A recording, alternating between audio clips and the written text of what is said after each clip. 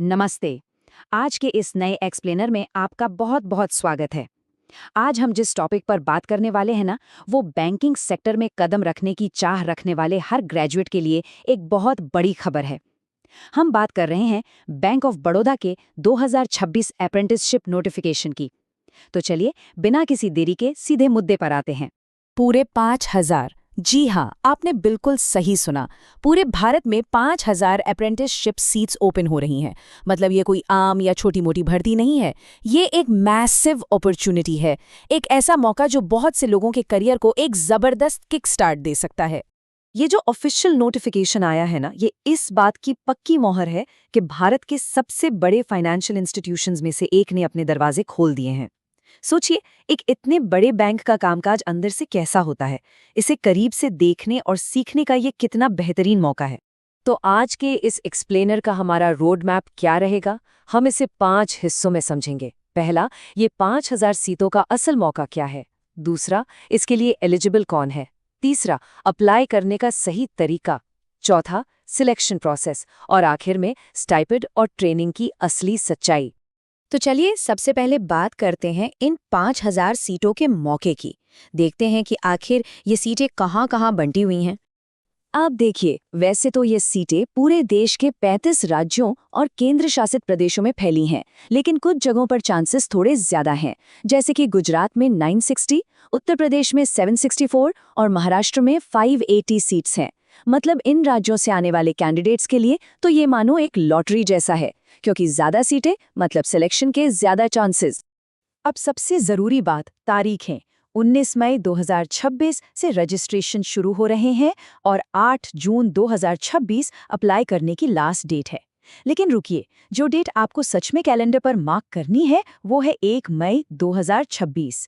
यही वो सख्त कट ऑफ डेट है जिस दिन आपकी उम्र और क्वालिफिकेशन को चेक किया जाएगा। इस 12 महीने की ट्रेनिंग के लिए सारा खेल इसी एक तारीख पर टिका है। आगे बढ़ते हैं हमारे दूसरे सेक्शन की तरफ। आखिर कौन अप्लाई कर सकता है? क्या आप इसके लिए एलिजिबल हैं? चलिए पता करते हैं। बेसिक रूल्स काफ़ी साफ हैं। उम्र 20 से 28 के बीच होनी चाहिए और किसी भी फील्ड में ग्रेजुएशन की डिग्री चलेगी। लेकिन यहाँ कुछ बड़े रेड फ्लैग्स भी हैं, ध्यान से सुनिएगा। अगर आपके पास पहले से कोई अप्रेंटिसशिप का एक्सपीरियंस है या फिर ग्रेजुएशन के बाद आपके पास 1 साल से ज़्यादा का जॉब या ट्रेनिंग का एक्सपीरियंस है, तो सॉरी, आप सीधा डिस्क्वालीफाई हो जाएंगे। हाँ, गवर्नमेंट के रूल्स के हिसाब से एज लिमिट में कुछ रिलैक्सेशन ज़रूर दिया गया है।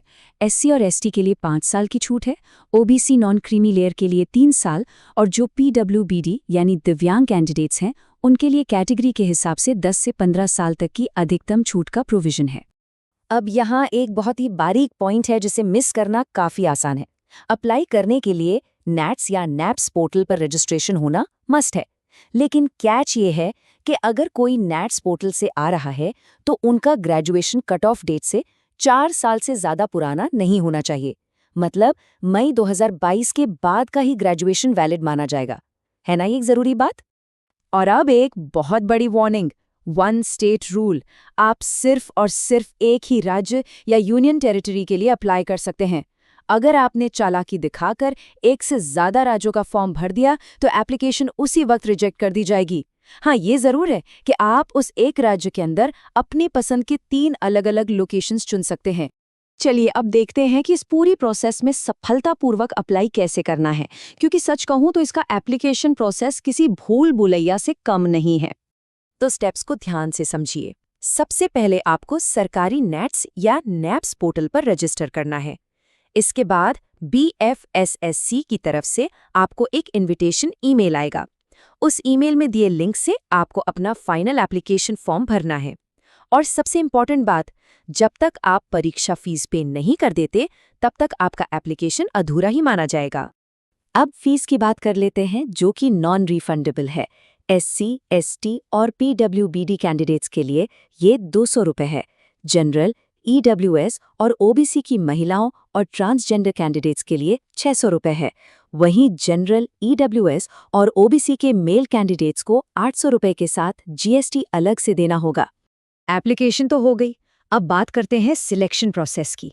जो असली टेस्ट है उसे कैसे पास करना है। इसका जो ऑनलाइन एग्जाम है ना, वो एकदम परफेक्टली बैलेंस्ड है। 60 मिनट में 100 सवाल और चारों सब्जेक्ट्स जनरल और फाइनेंशियल अवेयरनेस, क्वांट और रीजनिंग, कंप्यूटर नॉलेज और जनरल इंग्लिश सब में बराबर 25-25 मार्क्स के सवाल होंगे। इसका सीधा सा मतलब ये है कि आप किसी भी एक सब्जेक्ट को इग्नोर नहीं कर सकते, सबकी तैयारी बराबर करनी होगी। लेकिन यहाँ एक बहुत अच्छी खबर भी है। ये एग्जाम रिमोटली प्रॉक्टर्ड है, यानी आप अपने घर बैठे अपने लैपटॉप या स्मार्टफोन के कैमरे के जरिए ये टेस्ट दे सकते हैं, कहीं जाने की झंझट नहीं। और दूसरी सबसे शानदार बात, इसमें कोई नेगेटिव मार्किंग नहीं है, तो अगर किसी सवाल में अटक भी जाएं तो बिंदास गेस कर सकते हैं, कोई नंबर नहीं कटेगा। पर एक मिनट, सिर्फ एग्जाम पास करना ही काफी नहीं है, आपको उस राज्य की लोकल लैंग्वेज भी आनी चाहिए जिसके लिए आपने अप्लाई किया है, उसे पढ़ना, लिखना और बोलना। इसके लिए एक अलग से टेस्ट होगा। हाँ, अगर आपने 10वीं या 12वीं में वो लैंग्वेज पढ़ी है और आपकी मार्कशीट पर वो लिखा है, तो आपको ये टेस्ट देने की जरूरत नहीं पड़ेगी।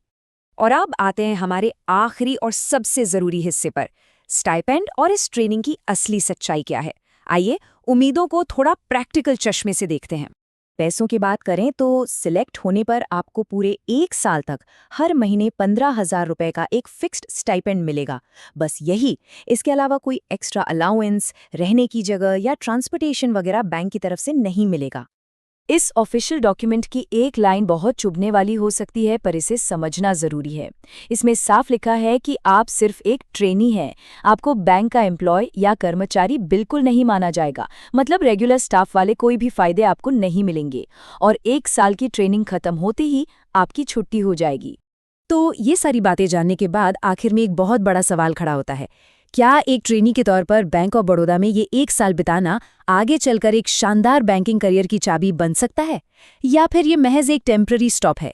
इस बारे में आपको अपने लॉन्ग टर्म करियर गोल्स को ध्यान में रखकर बहुत ही सोच समझकर फैसला लेना होगा। आप क्या सोचते हैं?